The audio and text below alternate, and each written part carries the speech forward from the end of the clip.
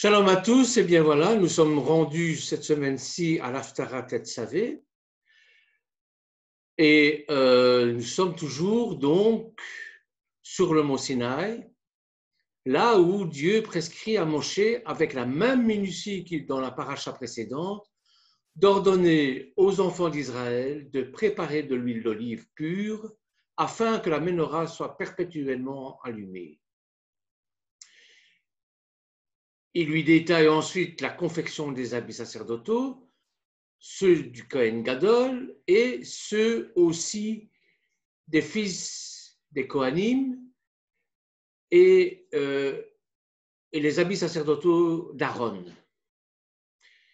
Il lui prescrit aussi la liturgie avec l'initiation des Kohanim, l'inauguration du sanctuaire et l'offrande perpétuelle de 2 moutons quotidiens. Il lui décrit enfin l'autel d'or sur lequel sera offert l'encens. Voilà. Donc ça, c'est la paracha. Et conformément à cette paracha, eh bien, nous allons voir ce que dans l'Haftara, qui est tiré du livre d'Ereskel au chapitre 43, au verset 10 jusqu'à 27, ce que Ereskel va recevoir comme vision du temple, ce temple qui ne pourra pas être reconstruit conformément à la vision qu'il a. Mais avant toute chose, nous allons remettre ces quelques instants entre les mains du Seigneur. Dieu Tout-Puissant, Père éternel, je remets entre tes mains ces quelques moments d'étude et de partage que j'ai avec mes frères. Je te demande tout d'abord pardon pour mes manquements, pour mon incompréhension, pour mon ignorance aussi. Seigneur, je me remets entièrement entre tes mains parce que sans toi, je ne peux rien faire. Alors je suis ton serviteur. Et humblement, je te demande également de pardonner tous mes péchés pour que je puisse m'approcher du trône de ta gloire. Par Yeshua HaMashiach, Amen. Donc, de quel temple va-t-il s'agir ici? Quel temple nous allons construire? Si nous comprenons bien le projet actuel, la reconstruction du temple avec ses ustensiles, ses cérémonies prévues, eh bien, cette reconstruction doit suivre soigneusement les indications de la Torah, dans le livre d'Exode notamment, mais aussi les descriptions du temple de Shlomo, dans le livre des rois et des chroniques. Donc tout cela décrit ce qui existait dans le passé. Or, Ereskel donne des indications complètement différentes, mais pour le futur. Ces indications concernent tant le temple que les cérémonies. D'ailleurs, à cause de cette vision trop contemplative, eh bien, son livre a failli ne pas être retenu dans le canon biblique.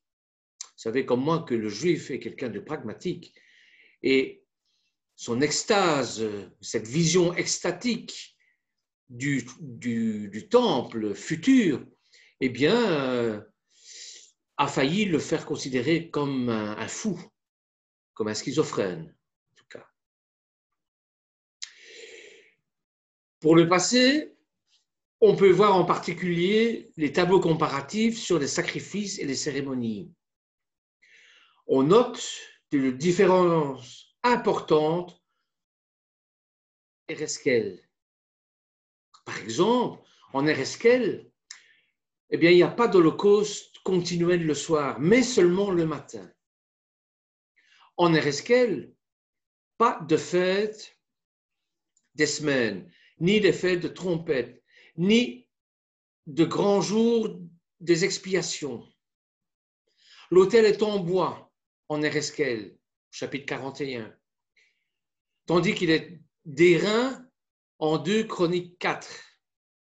Et la taille du temple est différente de celle de la Torah. Différente aussi des tailles du temple de Salomon dans le livre des rois et dans le livre des chroniques. Pourquoi ces différences entre sacrifices et cérémonies d'Ereskel et ceux de la Torah et des livres dits historiques qui sont en réalité des livres prophétiques? Mais pour la majeure partie des chrétiens, ce sont des livres historiques. Le livre des rois, comme le livre des chroniques, ce sont des livres historiques pour les chrétiens, mais pour les juifs, ça reste des livres prophétiques. Donc, pourquoi ces différences entre sacrifices et cérémonies? Une raison est toute simple, que la loi et les livres historiques donnaient des types annonçant, donc pour le futur, les souffrances et le sacrifice expiatoire de Yeshua. Et pour ça, nous allons prendre 1 Pierre au chapitre 1, versets 10 à 12. Je crois que c'est celui-là c'est ce passage-là qui illustre bien qui illustre bien justement pourquoi cette différence, qui répond à la question pourquoi c'est différent entre le sacrifice et les cérémonies de la loi et des livres historiques. Eh bien, en 1 Pierre, au chapitre 1, verset 10, il nous est dit ceci: le prophète qui ont prophétisé touchant la grâce que vous était réservée ont fait de ce salut l'objet de leur recherche et de leur investigation. Au verset 11, voulant sonder l'époque et les circonstances marquées par l'Esprit de Christ qui était en eux et qui attestait d'avance les souffrances de Machiach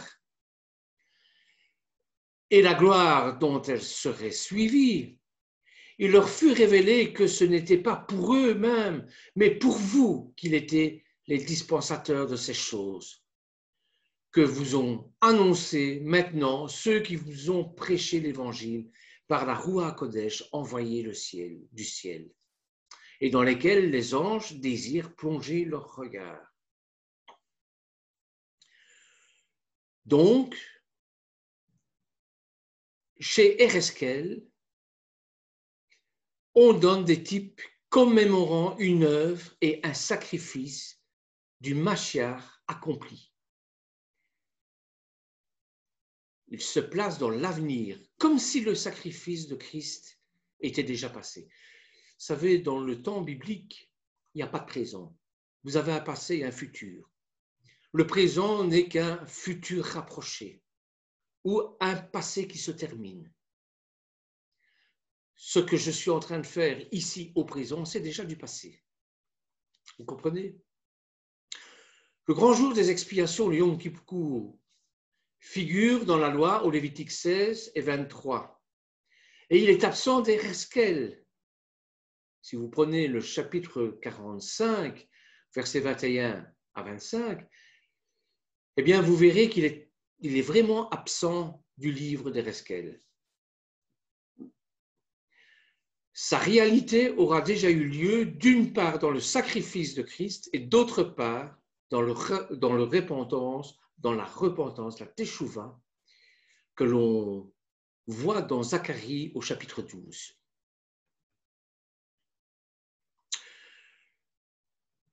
Dans la loi, la purification par l'eau est faite avec de l'eau de purification contenant les cendres de la géniscus. Je vous invite à lire dans Nombre 19 tout ce chapitre concernant la vache rousse.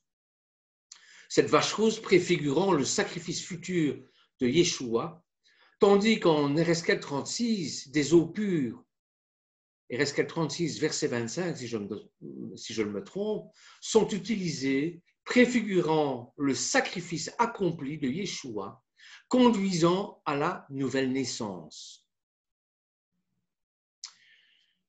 les reconstructeurs du temple actuel sont fiers d'avoir réussi à retrouver une race de Génésrous selon l'ordonnance de Livre des Nombres au chapitre 19.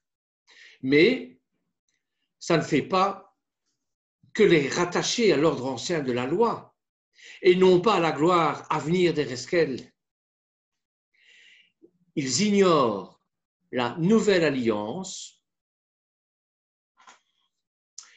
ils ignorent la nouvelle naissance qui est exprimée dans Jean au chapitre 3, verset 5. Si quelqu'un n'est né d'eau et de l'esprit, il ne peut entrer dans le royaume de Dieu.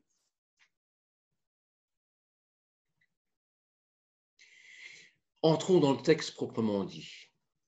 Et nous lisons les quelques versets, nous n'allons pas tout lire parce que c'est tellement très profond qu'il faudrait des heures et des heures de partage. Donc, Ereskel, chapitre 43, verset 10. Toi, fils de l'homme, montre ce temple à la maison d'Israël, qu'il en mesure le plan et qu'ils rougissent de leur iniquité. S'ils rougissent de toute leur conduite, fais-leur connaître la forme de cette maison, sa disposition, ses issues, ses entrées, tous ses desseins et toutes ses ordonnances, tous ses desseins et toutes ses lois. Mets-en la description sur leurs yeux, afin qu'ils gardent tous ses desseins et toutes ses ordonnances, et qu'ils s'y conforment dans l'exécution. Telle est la loi de la maison. Sur le sommet de la montagne, tout l'espace qu'elle doit occuper est très saint. Voilà donc la loi de la maison. La clé de l'énigme posée ici par la non-réalisation des promesses faites à Israël est qu'il fallait au préalable un changement moral de tout le peuple. C'est-à-dire, avant de se pencher sur le plan de la construction du temple, il faut obligatoirement un changement moral. Israël n'était pas dans l'état qui convient à un Israël glorieux, à un Israël fils de Dieu en tout cas. La preuve, c'est que le rejet puis la crucifixion de Yeshua en sont la preuve. Au moment où cette vision est apparue à Ereskel, Ereskel est déporté à Babylone. Et ceux qui sont déportés à Babylone, ce sont bien sûr les notables, l'intelligentsia. Et il y a trois courants de pensée dans cette intelligentsia. Les uns veulent reconstruire un temple. Que ce soit à Babylone ou ailleurs, ça n'a pas d'importance. Ce qui relie au peuple juif, au peuple hébreu, c'est le temple. Un autre groupe ne rêve que de reconquérir Israël, parce que l'exil leur est insupportable. Et un troisième groupe se dit, après tout, tout est foutu, assimilons-nous. Et ces trois sortes de groupes vont voir Ereskel pour être rassurés. Ereskel va se mettre en colère, évidemment. Donc, si Ereskel parle d'un temple, c'est qu'il y a un retour sur la terre. Et donc, c'est cette espérance-là, cette souveraineté-là, cette indépendance-là qu'ils ont perdue, qu'ils vont retrouver. Et c'est ça qui, le rôle du prophète, c'est donner cette espérance-là. Mais pour ça, il faut qu'ils aient honte de leur iniquité. C'est fondamental, car c'est la texture prophétique même du livre. C'est l'essence même du prophète. Ne pas parler du plan du futur temple si vous n'avez pas fait tchouva, une tchouva sincère. C'est même pas la peine d'aller voir Ereskel, et ceux qui vont le voir sont quand même gonflés, entre guillemets, si j'ose m'exprimer ainsi, d'aller voir le prophète avec les arrière-pensées qu'ils ont. S'ils sont retrouvés en déportation, c'est parce qu'ils avaient péché contre l'Éternel. Et ce n'est pas par un simple fait historique, ce n'est pas parce que Nabuchodonosor était le plus fort. Ce n'est pas la conséquence d'une conquête remportée par un conquérant comme Nabuchodonosor. Non, non. Non, non. C'est parce que ils ont péché. Et ils sont en exil, ils sont déportés, non pas par punition, mais par enseignement. Il faut qu'ils apprennent, qu'ils prennent conscience de leurs actes. Si maintenant vous vous sentez loin de Dieu, c'est parce que vous commettez des péchés qui vous éloignent, ces péchés qui vous éloignent de Dieu. Ce n'est pas Dieu qui s'éloigne, c'est vous qui vous éloignez de Dieu, par vos agissements, par vos pensées, qui sont impures, par vos actes, par ce que vous dites. On n'est plus à l'école ici. Il n'est pas question de dire c'est la faute de l'autre. Il faut assumer pleinement ses fautes. Et la répercussion sera la même à la fin des temps, comme le souligne en Matthieu 7, Yeshua. La responsabilité morale précède toujours la causalité des faits.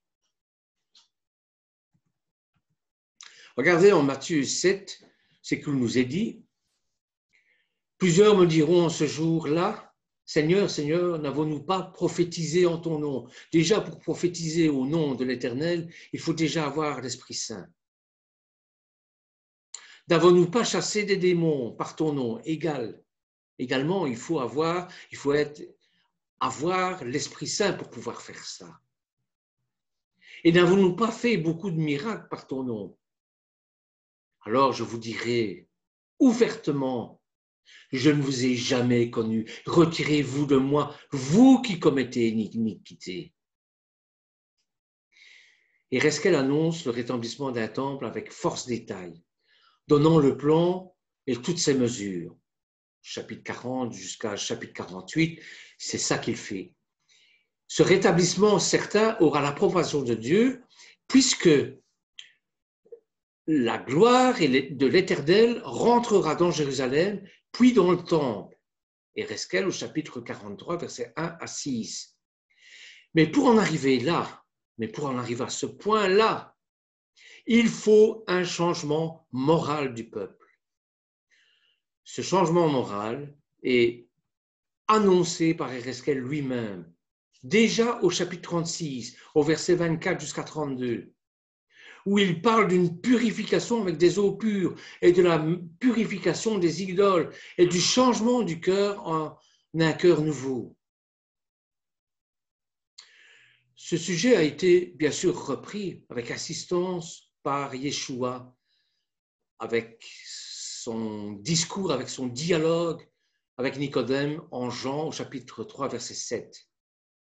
Souvenez-vous, il vous faut être né de nouveau. La nouvelle naissance est indispensable pour voir et entrer dans le royaume de Dieu. Ce changement décrit par Ereskel au chapitre 36 peut être saisi aujourd'hui par la foi. Mais dans le futur, Israël se réalisera comme peuple. 1948. Et cette figure ayant toute description de l'état futur d'Israël restauré et avant la description du temple nouveau en Ereskel 40 à 48. On revient à notre texte, Ereskel 43, verset 11. S'ils rougissent de leur conduite, fais-leur connaître la forme de cette maison, son disposition, ses issues, ses entrées, tous ses desseins, toutes ses ordonnances, tous ses desseins et toutes ses lois, mais en la description sur leurs yeux, afin qu'ils gardent tous ces dessins et toutes ces ordonnances et qu'il s'y conforme dans l'exécution. Pourquoi tenir ces points de détail pour quelque chose qui sera fait dans le futur? C'est sur ces détails que l'on pourra métaphoriquement être jugé. Les petits détails ont toute leur importance.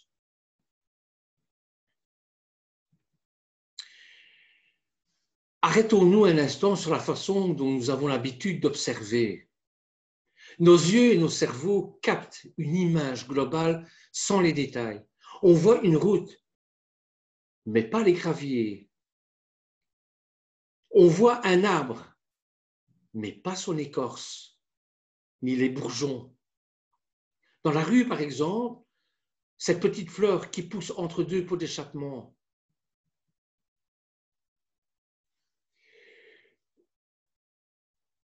Ou ce dessin qui vient donner à ce mur abîmé une seconde jeunesse. Ou encore la maison de ce nouveau vêtement de celui ou celle qui partage notre vie. Au travail, le coup de pouce discret d'un collègue sur un dossier compliqué. Ce sont des petits détails qui peuvent passer inaperçus.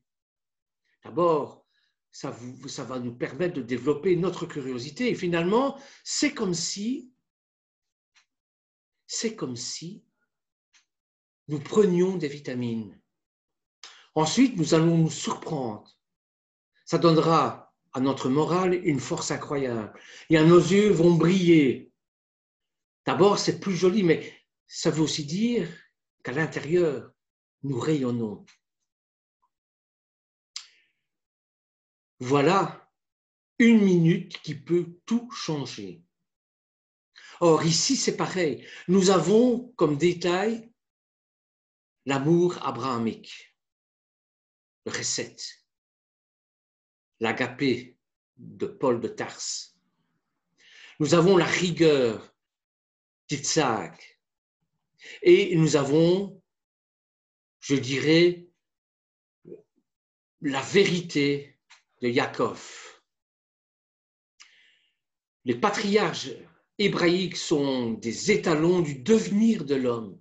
Ces étalons sont résumés dans la personnalité du Mashiach. Le Mashiach possède tous ces étalons, tous ces piliers, toutes ces vertus divines. Le point de détail dans la construction du temple, c'est le rassemblement qui en fait partie. Chaque individu constitue en lui-même et par son rassemblement ce point de détail de la construction du temple en tant que Keïla. Une Keïla, c'est une assemblée. Regardez en 1 Pierre, au chapitre 2, verset 4. Approchez-vous de lui, pierre vivante rejetée par les hommes, mais choisie et précieuse devant Dieu. Et vous-même, comme des pierres vivantes, édifiez-vous. Formez une maison spirituelle, un saint sacerdoce, afin d'offrir des victimes spirituelles agréables à Dieu par Yeshua à Mashiach. Car il est dit dans l'Écriture, voici je mets en Sion une pierre angulaire, choisie précieuse, et celui qui croit, elle ne sera point confus. Donc, il nous est demandé d'élever un temple, que ce soit physique ou spirituel. Ça ne peut se faire que si nous sommes disciples de Yeshua et si nous faisons tchouva et si nous avons une repentance sincère et si nous pardonnons et si nous demandons pardon et si nous sommes conscients de nos fautes et si nous sommes conscients surtout que nous ne savons rien faire sans l'aide de l'Esprit Saint. Il ne s'agit pas d'édifier ou de construire un temple en mettant pierre sur pierre. N'importe quel abruti peut faire ça. L'important, c'est de savoir ce qu'est le véritable sens du temple. L'Éternel n'habite point dans des temples faits de main d'homme. Le Dieu qui a fait le monde et tout ce qui s'y trouve, étant le Seigneur du ciel et de la terre, n'habite point dans le temple fait de main d'homme. Actes chapitre 17, verset 24. Le Très-Haut n'habite pas dans ce qui est fait de main d'homme. Actes chapitre 7, verset 48.